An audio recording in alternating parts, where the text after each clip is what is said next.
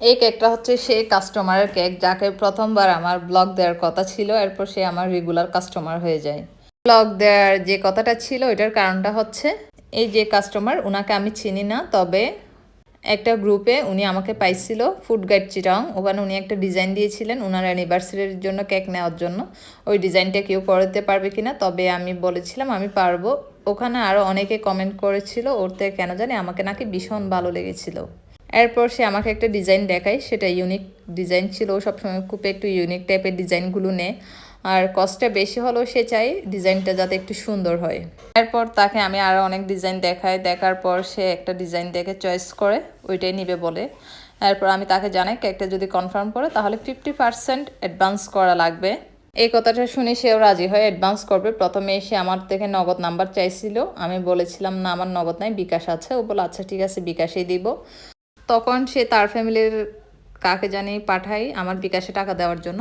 এরপর সে এটা মনে হয় একদিন পরেই তখন আমাকে জানাই যে আপনার বিকাশে আমি এত টাকা পাঠিয়েছি। আমি দেখলাম আমার বিকাশে কোনো টাকাই আসেনি। এরপর সে বলতেছে হ্যাঁ গেছে, আপনি একটু চেক করেন।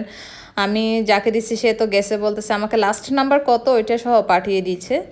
দেওয়ার পর হয় না আমার একদম অনেক রাগ চল আসছে, বারবার টাকা আসে নাই আসে নাই বলার পর সে বারবার বলে যে টাকা আসছে টাকা আসছে।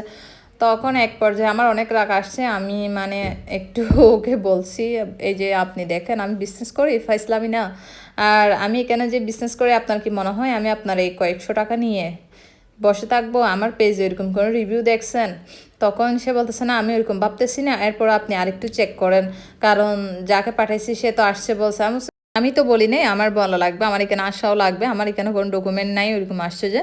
এরপর সে একটু পর আবার বলে যে একটু চেক করেন এখন আসছে কি না, আর লাস্ট নাম্বারও সে দিছে। দেওয়ার পর এক পর্যায়ে আমার অনেক বেশি রাগ আসছে।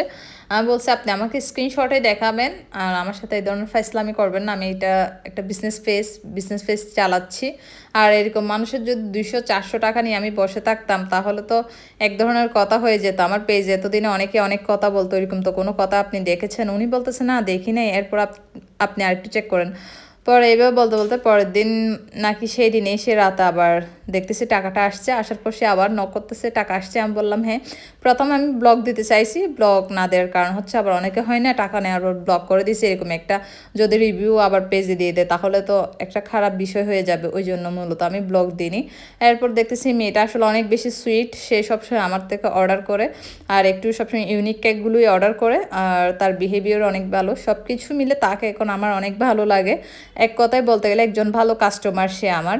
তো এই তো আপনাদের সাথে কথা বলতে বলতে আমার কেকটা একদম রেডি হয়ে গেছে। এই কেকটা আপনাদের কেমন লেগেছে অবশ্যই জানাবেন, আর ধন্যবাদ ভিডিওটা দেখার জন্য।